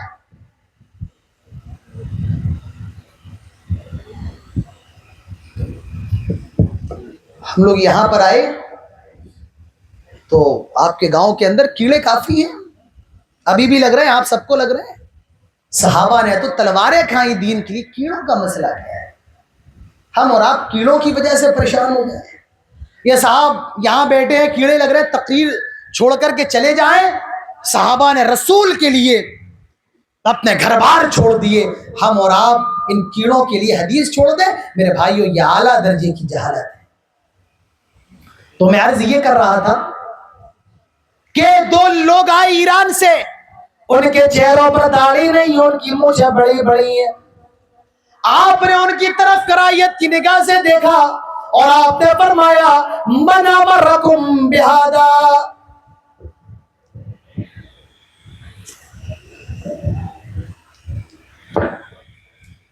اللہ کے نبی نے فرمایا یہ بتاؤ تمہیں اس کام کا حکم کس نے دیا ہے کہ تم داڑھی کٹاؤ اور مونچھوں کو بڑھاؤ؟ انہوں نے جواب دیا ہمارے بادشاہ نے, رب بھی ہمارے رب نے, ہمارے بادشاہ نے حکم دیا. اللہ کے نبی فرماتے ہیں ولكن امرني ربي ان احفی شاربی واعفى لحیتی, بلکہ ہمارے رب نے ہمیں یہ حکم دیا ہے ہم داڑھیوں کو بڑھائیں اور مونچھوں کو چھوٹا کریں. تمہارے بادشاہ نے داڑھیوں کو کاٹنے کا, مونچھوں کو بڑھانے کا حکم دیا, اور ہمارے رب نے ہمیں داڑھیاں بڑھانے کا اور مونچھیں کاٹنے کا حکم دیا. تو میرے بھائیوں, رسول اللہ صلی اللہ علیہ وسلم سے صحابہ کتنی محبت کرتے تھے, کتنی قربانیاں دی ہیں. یاد رکھو, محبت رسول کا مطلب صرف دعویٰ کرنا نہیں ہے. آپ نے دعویٰ کر لیا میں رسول سے محبت ہے. محبت رسول کا مطلب صرف اظہار محبت بھی نہیں ہے. آپ اظہار کر لیں ہمیں رسول سے محبت ہے. رسول سے محبت کا مطلب دعویٰ نہیں, اظہار نہیں, اقرار بھی نہیں ہے. آپ اقرار کر لیں ہمیں رسول سے محبت ہے, یہ بھی رسول سے محبت نہیں ہے. رسول سے محبت کا مطلب ہے رسول کی اطاعت کی جائے, رسول کی پیروی کی جائے. آدمی کہے ہمیں رسول سے محبت ہے, محبت ہے. میں آپ کو ایک مثال دے کر کے سمجھانا چاہتا ہوں. آپ نے ایک آدمی سے بات کی کہ کل آ کر کے میرا گھر بناؤ, میرے گھر کی چھت ڈالنا ہے. مزدور سے آپ نے کہا, اور مزدور نے کہا ٹھیک ہے, کل آ کر کے میں آپ کے گھر کی چھت ڈال دوں گا, اور مجھے 800 روپے دہاڑی جو میری مزدوری ہے پر ڈے کی مجھے چاہیے ہے, وہ آپ مجھے دے دیں. آپ بھی راضی ہو گئے, کہا ٹھیک ہے. مزدور بھی راضی ہو گیا کہ ٹھیک ہے, میں کل آ کر کے آپ کی چھت ڈال دوں گا اور مجھے 800 روپے دے دینا. لیکن اگلا دن آیا, آپ مزدور کے انتظار میں بیٹھے لیکن مزدور نہیں آیا. 9 بج گئے, 10 بج گئے, مزدور نہیں آیا. 12 بج گئے, 1 بج گیا, شام ہو گئی, مزدور نہیں آیا. اور شام کو 6 بجے کے بعد آیا اور کہنے لگا مجھے میری دہاڑی دو, مجھے میرا پیسہ دو. آپ کہیں گے بھائی تم نے کام تو کیا نہیں, پیسہ کس بات کا؟ کہا میں نے کام نہیں کیا تو اقرار تو کیا ہے نا کہ میں آپ کا کام کروں گا. ارے تم نے کام کہاں کیا, بات چھت ڈالنے کی ہوئی تھی. کہا میں نے ڈالی نہیں, لیکن زبان سے تو کہا تھا کہ میں ڈال دوں گا, اقرار تو کیا تھا. آپ ایمان سے بتائیے کیا اس کے اقرار کرنے پر آپ اس کو پیسہ دیں گے, مزدوری دیں گے؟ نہیں. میرے بھائیوں, معلوم یہ چلا کہ صرف رسول سے محبت کا اقرار کر لیا جائے یہ کافی نہیں. اظہار کرنا, ارے اظہار تو ابو لہب نے بھی کیا تھا جب اللہ کے نبی کی پیدائش ہوئی اور ہمارے خوشی میں اپنی لونڈی کو آزاد کر دیا, تو معلوم چلا اظہار محبت بھی کافی نہیں ہے. دعوی محبت, ہمیں رسول سے محبت ہے, یہ دعویٰ کرنا. یاد رکھو منافقین بھی دعویٰ کرتے تھے انک لرسول اللہ, اے اللہ کے نبی ہم گواہی دیتے ہیں کہ آپ اللہ کے رسول ہیں.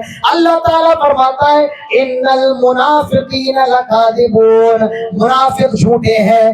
دعوی محبت بھی کافی نہیں ہے. میرے بھائیوں, نبی کی اطاعت ایسے کرو, نبی سے محبت ایسے کرو. فَإِنْ آمَنُوا بِمِثْلِ مَا آمَنْتُمْ بِهِ فَقَدِ اهْتَدَوْا, جیسے صحابہ نے کی ہے, کیونکہ صحابہ کی قربانیاں رہی ہیں. حضرت عبداللہ ابن عمر رضی اللہ عنہ کو دیکھیے.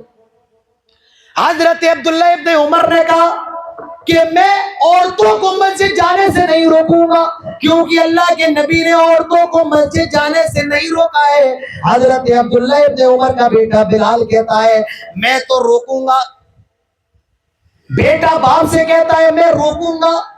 باپ نے کہا کہ اللہ کے نبی نے عورتوں کو مسجد جانے سے نہیں روکا. بیٹا کہنے لگا لیکن میں تو روکوں گا. حضرت عبداللہ ابن عمر کو اتنا غصہ آیا, اپنے بیٹے کو ڈانٹ کر کے کہا خبردار, میں تجھے رسول کی حدیث سنا رہا ہوں اور تو رسول کی حدیث کے خلاف بات کر رہا ہے, آج کے بعد میں تجھ سے کبھی بات نہیں کروں گا. اور حضرت عبداللہ ابن عمر نے کبھی بات نہیں کی. تو میرے بھائیوں, یہ قربانیاں کی صحابہ کی, اب رسول کی حدیث کے لیے بیٹے سے بات کرنا بند کر دیا. ایسا جذبہ تو آج ہمارے اندر پیدا ہو, ایسا ایمان تو پیدا ہو. میرے بھائیوں, وہ ایمان ہمارے اندر نہیں ہے. اور یاد رکھو اگر وہ ایمان نہیں ہے تو اللہ کا عذاب جو آ رہا ہے اسی وجہ سے آ رہا ہے. سورہ توبہ کی آیت نمبر 24 اٹھاؤ. اللہ تعالیٰ فرماتا ہے قل ان كان آباؤكم وأبناؤكم وإخوانكم وعشيرتكم وأموال اقترفتموها وتجارة تخشون كسادها ومساكن ترضونها أحب إليكم من الله ورسوله وجهاد في سبيله فتربصوا حتى يأتي الله بأمره والله لا يهدي القوم الفاسقين. آئے نبی آپ کہہ دے, قل کا مطلب ہوتا ہے کہہ دے, لیکن جب اللہ اپنے نبی سے کہے نبی آپ کہہ دے تو اس کا مطلب یہ ہوتا ہے آئے نبی آپ اعلان کر دے. کیا اعلان کر دے؟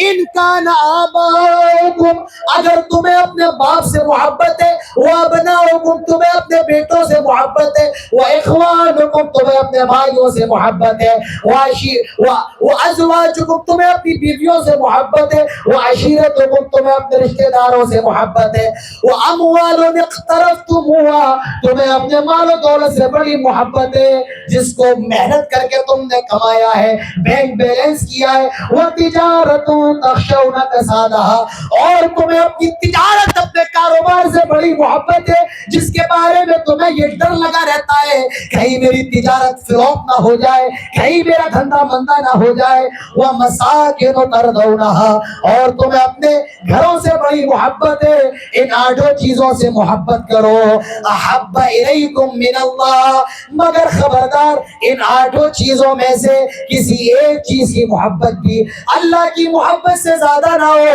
اور احب الیکم من اللہ و رسولی، اللہ کے رسول کی محبت سے زیادہ نہ ہو، وجہاد فی سبیلی، اور اللہ کے راستے میں قربانی دینے کی محبت سے زیادہ نہ ہو، اگر ان 8 چیزوں میں سے کسی ایک چیز کی محبت بھی اللہ کی محبت پر غالب آ جائے، رسول کی اور اللہ کے راستے میں قربانی دینے کی محبت پر غالب آ جائے، فتربصوا، تو تم انتظار کرو، حتی یأتی اللہ بامری، اللہ تعالیٰ اپنا حکم، اپنا عذاب نازل فرمائے۔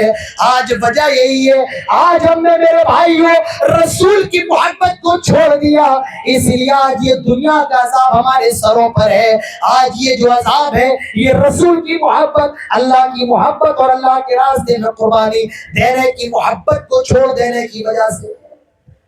صحابہ کے اندر قربانی کا جذبہ تھا، صحابہ اکرام فکر نہیں کرتے تھے کیا ہوگا، رسول نے کہہ دیا آمنا وصدقنا، فوراً ایمان لے کر کے آ گئے، وہ اطاعنا، فوراً اس بات کو قبول کر لیا۔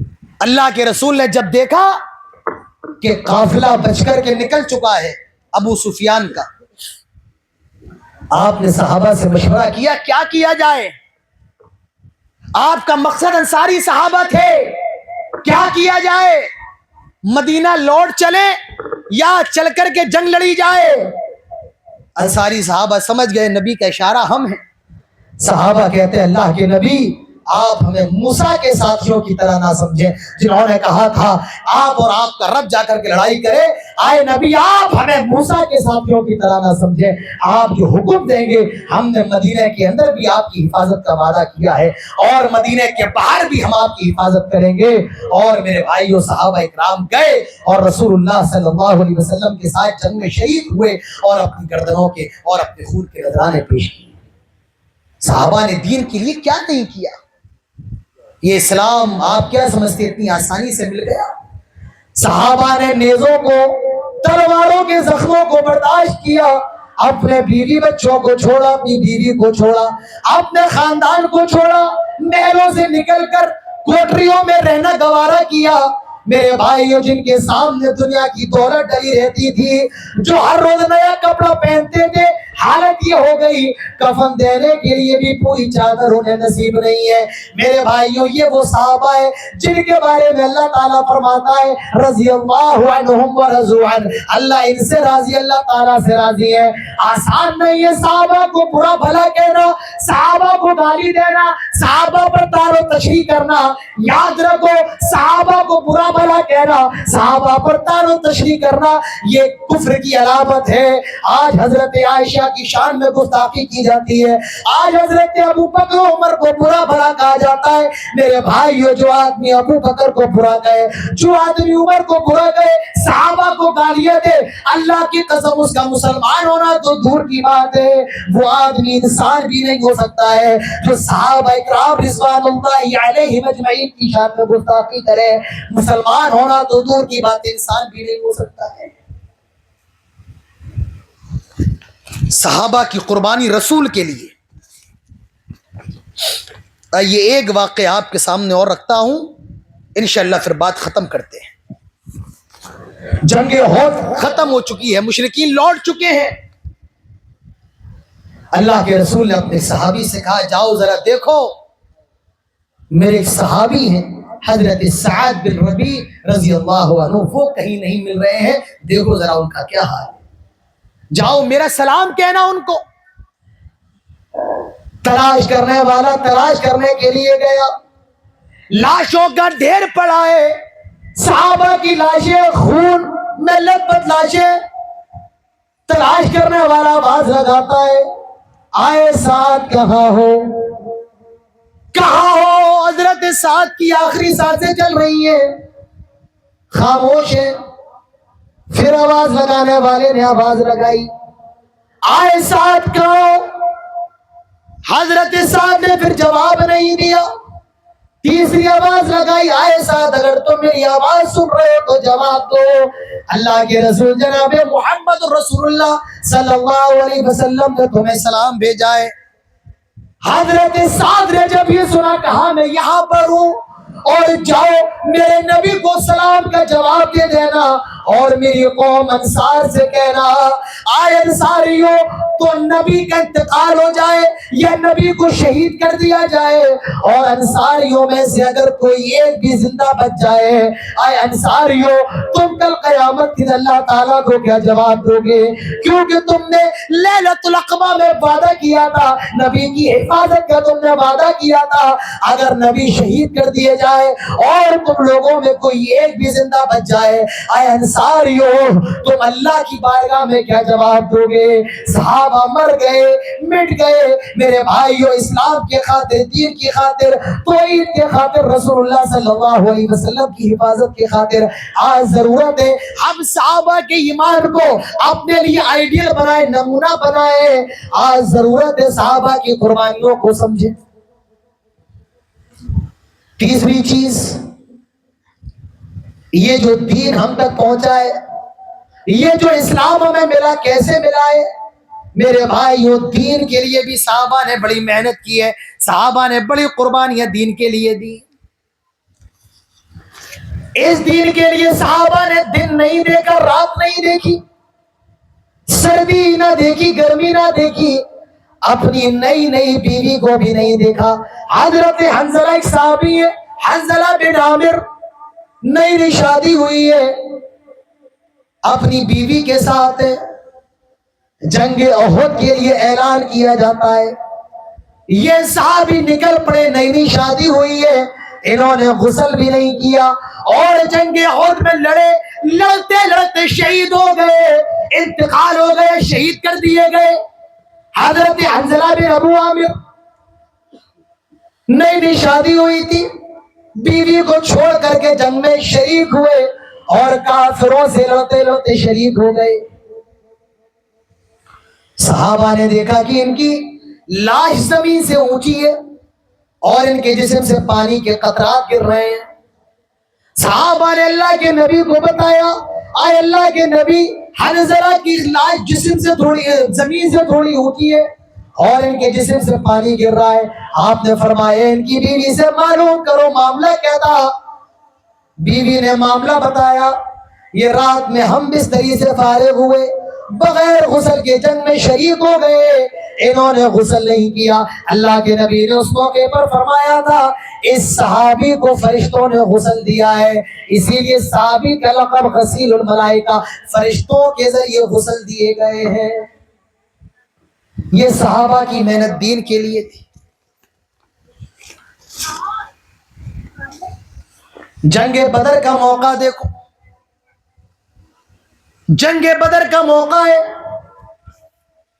اللہ کے رسول اللہ تعالیٰ سے دعا کرتے ہیں, اللہم انجز لی ما وعدتنی, اللہم انشدک عہدک ووعدک, اللہم ان تہلک هذه العصابہ لا تعبد بعدا. آئے اللہ اگر یہ 313 مر گئے, ہلاک ہو گئے, برباد ہو گئے, آئے اللہ ان کو شہید کر دیا گیا, آج کے بعد تیری عبادت کون کرے گا, تیرا نام کون لے گا. اللہ کے نبی سجدے میں اللہ تعالیٰ سے دعا کر رہے ہیں. حضرت ابو بکر نے کہا اللہ کے نبی اٹھ جائیے. اللہ کے نبی اٹھتے ہیں اور حضرت ابو بکر سے کہتے ہیں, آئے ابو بکر خوش ہو جاؤ, ابھی جبرائیل نے مجھے یہ خبر دی ہے, اللہ تعالیٰ نے ہماری مدد کے لیے, اللہ تعالیٰ نے ہماری نصرت کے لیے جنگ کے اندر 1000 فرشتوں کو بھیجا ہے. انی ممدکم بألف من الملائکۃ مردفین, 1000 فرشتوں کو بھیجا ہے. اللہ کے نبی جنگ کے لیے صحابہ کو ابھار رہے ہیں. آئے میرے صحابہ دوڑ پڑو, میدان میں کود پڑو. آپ نے فرمایا آئے میرے صحابہ اس جنت کی طرف دوڑو جس کی لمبائی چوڑائی زمین و آسمان کے برابر ہے. اللہ تعالیٰ فرماتا ہے وَسَارِعُوا إِلَىٰ مَغْفِرَةٍ مِّن رَبِّكُمْ وَجَنَّةٍ عَرْضُهَا السَّمَاوَاتُ وَالْأَرْضُ. اس جنت کی طرف دوڑو جس کی لمبائی چوڑائی زمین و آسمان کی طرح ہے. دین کے کام میں ہمیں دوڑنا ہے. ہم اور آپ کہتے ہیں شیطان جلدی کا کام شیطان کا کام ہے. دین کے اندر جلدی کرنا یہ اللہ رب العالمین کا حکم ہے. لیکن ہم اور آپ ہر کام میں جلدی کرتے ہیں, سب سے زیادہ لیٹ دین کے اندر. نماز بھی اسی وقت پڑھنے آتے ہیں جب جماعت کے اندر 2 منٹ رہ جائیں. جلسے کے اندر تب آئیں گے جب خطبے کے اندر, جمعے کے تب آئیں گے جب خطبے کا آخری موقع ہوگا, خطبہ ختم ہونے والا ہوگا. تقریر کے اندر سب سے پیچھے بیٹھیں گے, آگے نہیں بیٹھیں گے. جانتے ہو کیوں؟ اب وہ میں نہیں بتاؤں, خود سمجھ جاؤ. اب اللہ کے رسول بدر کے میدان میں ہیں. فرمایا اس جنت کی طرف دوڑو جو زمین و آسمان, جس کی لمبائی چوڑائی زمین و آسمان کے برابر ہے. ایک صحابی نے سنا کہ اللہ کے رسول کیا میں بھی جنت میں چلا جاؤں گا؟ آپ نے فرمایا تم بھی جنتی ہو. اس صحابی نے ہمارے خوشی میں کچھ کھجوریں نکالی اور کھانا شروع کر دیتے ہیں. لیکن خیال آیا جب تک میں یہ کھجوریں کھاتا رہوں گا جنت سے دور رہوں گا. ان کھجوروں کو وہیں پر پھینکا اور میدان کارزات میں کود پڑے, میدان میں ٹوٹ پڑے اور کافروں کے ساتھ لڑتے لڑتے شہید ہو گئے. میرے بھائیوں, یہ صحابہ کی قربانیاں دین کے لیے ہے, اسلام کے لیے ہے. جنہوں نے اسلام کے لیے مر جانا مٹ جانا گوارا کیا. آج ضرورت ہے ہم بھی دین کے لیے, اللہ کے لیے, اسلام کے لیے قربانیاں دے. اپنی جان کی قربانی کی ضرورت پڑے جان کی قربانی دے, مال کی قربانی کی ضرورت پڑے مال کی قربانی دے.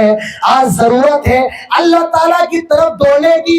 اللہ تعالیٰ فرماتا ہے فَفِرُّوا إِلَى اللَّهِ, آئے لوگو اللہ تعالیٰ کی طرف دوڑو, دوڑو اللہ کی طرف.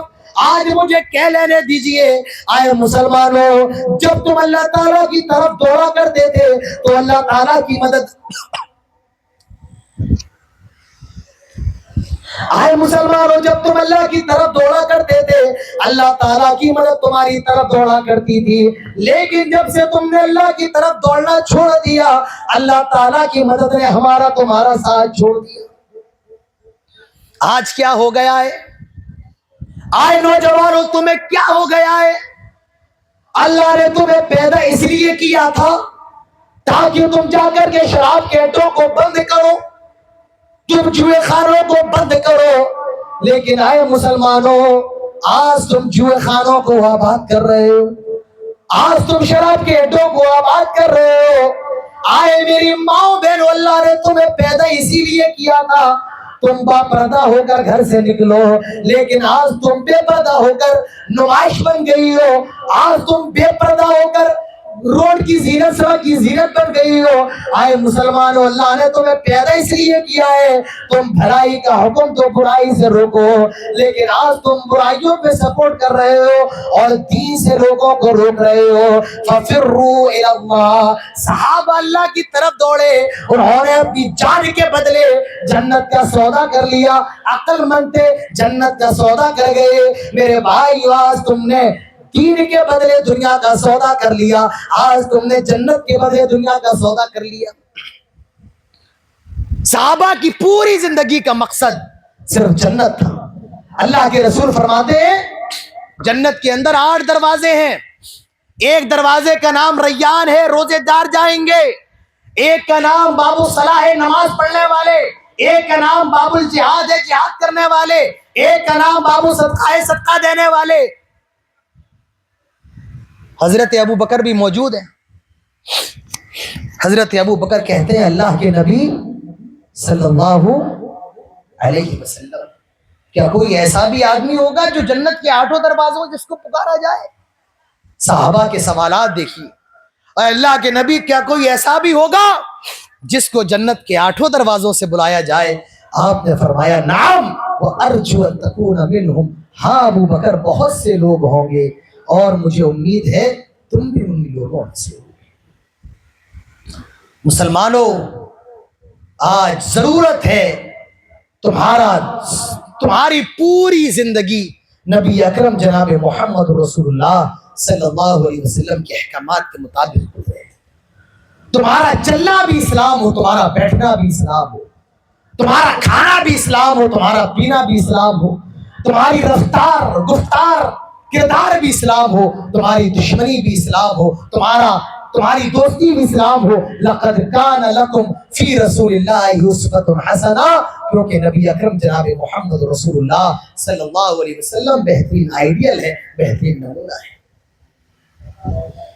لیکن آج اس دین کو ہم نے باپ دادا کا دین سمجھ لیا، جو اچھا لگا اسے کر لیا اور جو اچھا نہیں لگا اسے چھوڑ دیا۔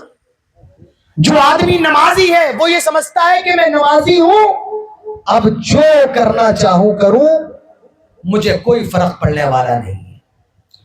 کوئی حج کر کے آ گیا، اس نے سوچا بہن کی جائیداد کھاؤں، بھائیوں کا حصہ کھاؤں۔ یہ اسلام نہیں ہے۔ اسلام کس چیز کا نام ہے؟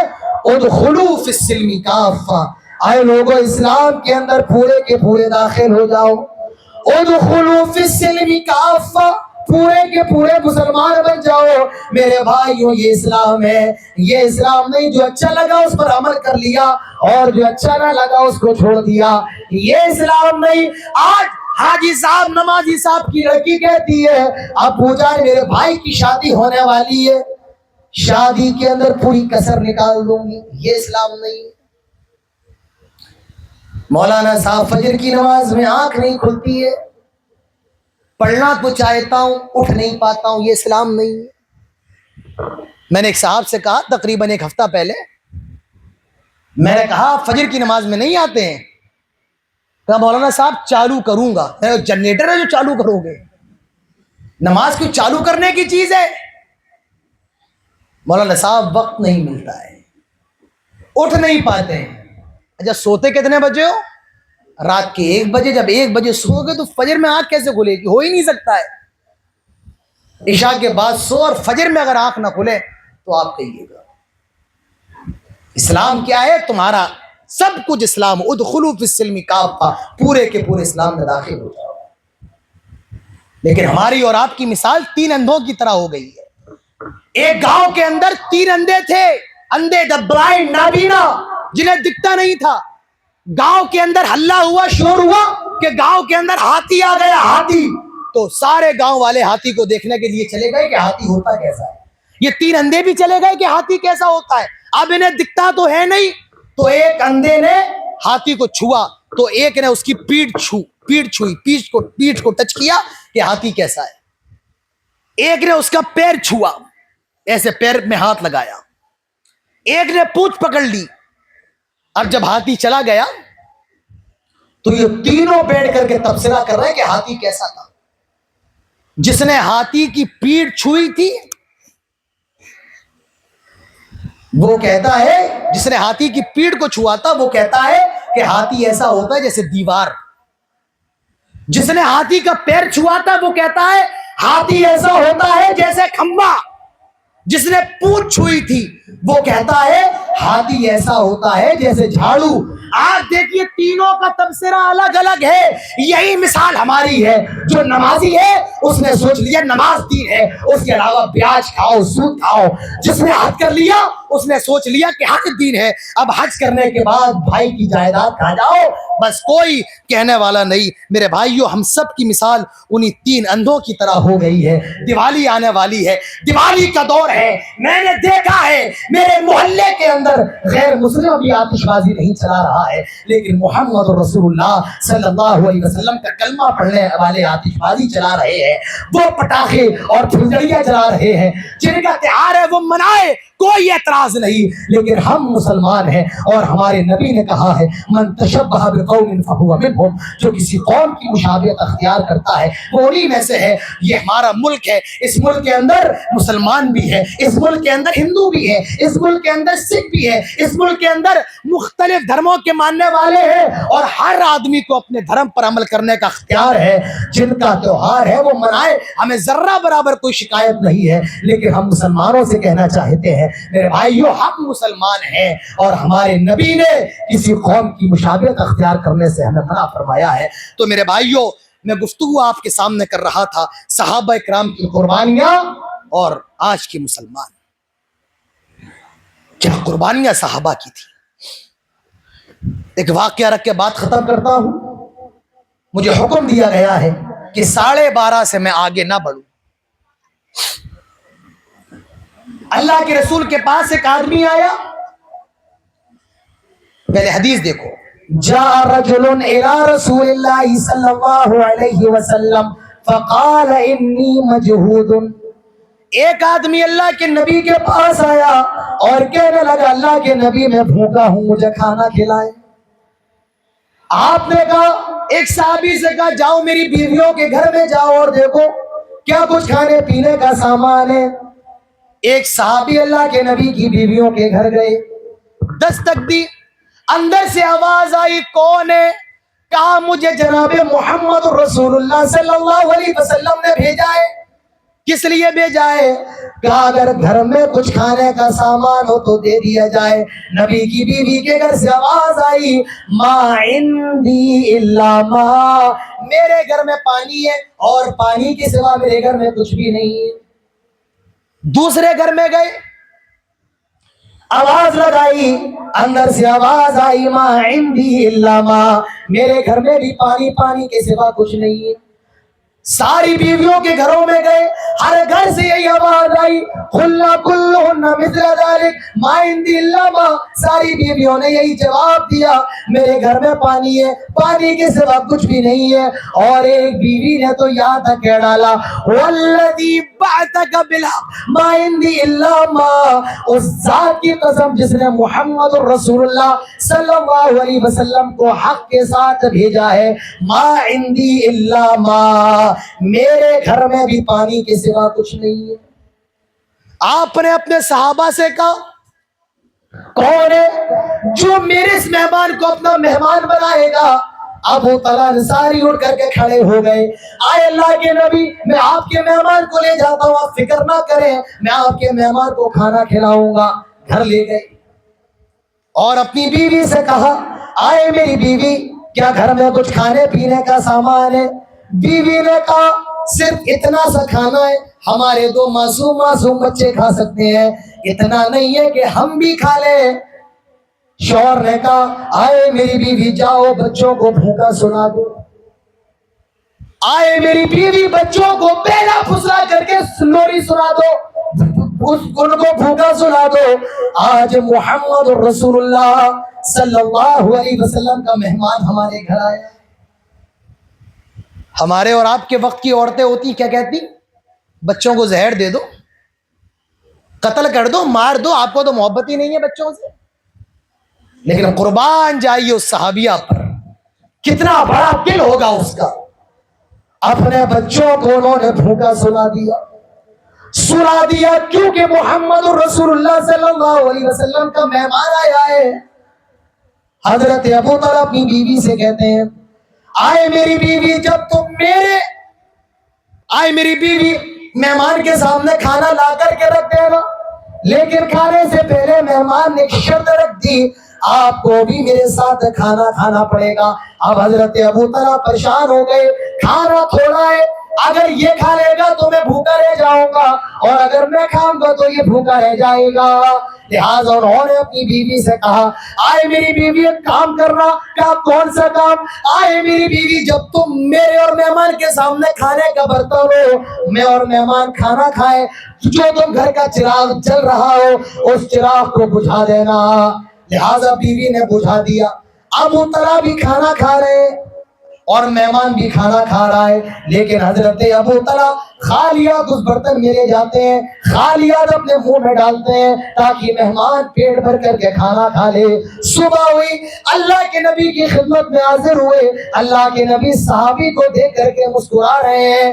صحابی اللہ کے رسول سے کہتے ہیں, آئے اللہ کے نبی آپ مسکرا کیوں رہے ہیں؟ اللہ کے نبی فرماتے ہیں, آئے ابو طلحہ تم رات میں اپنے مہمان کے ساتھ جو کر رہے تھے, اللہ تعالیٰ عرش سے وہ سارا منظر دیکھ کر کے مسکرا رہا تھا, اور میں بھی اسی لیے مسکرا رہا ہوں.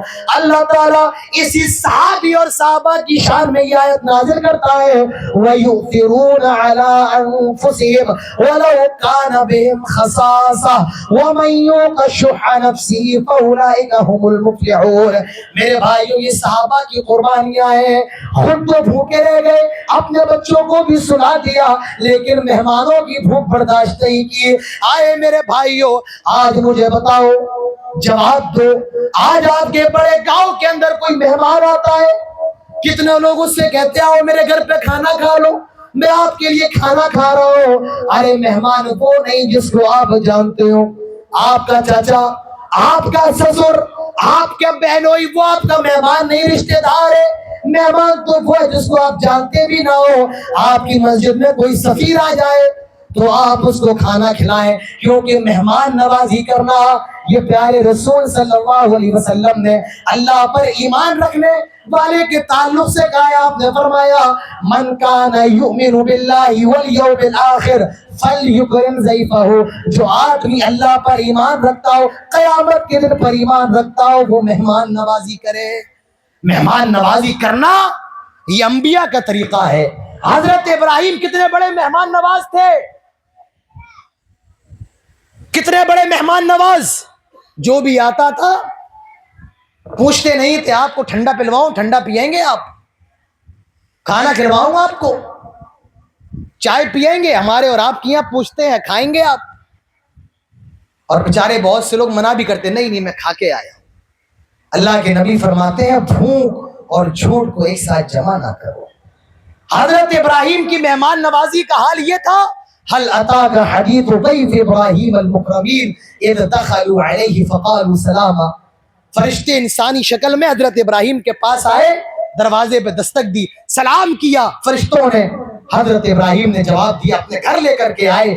فراغ الى اہلی فجاء بعجل سمین, اور ایک موٹا سا بچڑا ذبح کیا اور اپنے مہمان کے سامنے پیش کیا. یہ حضرت ابراہیم کی مہمان نوازی ہے.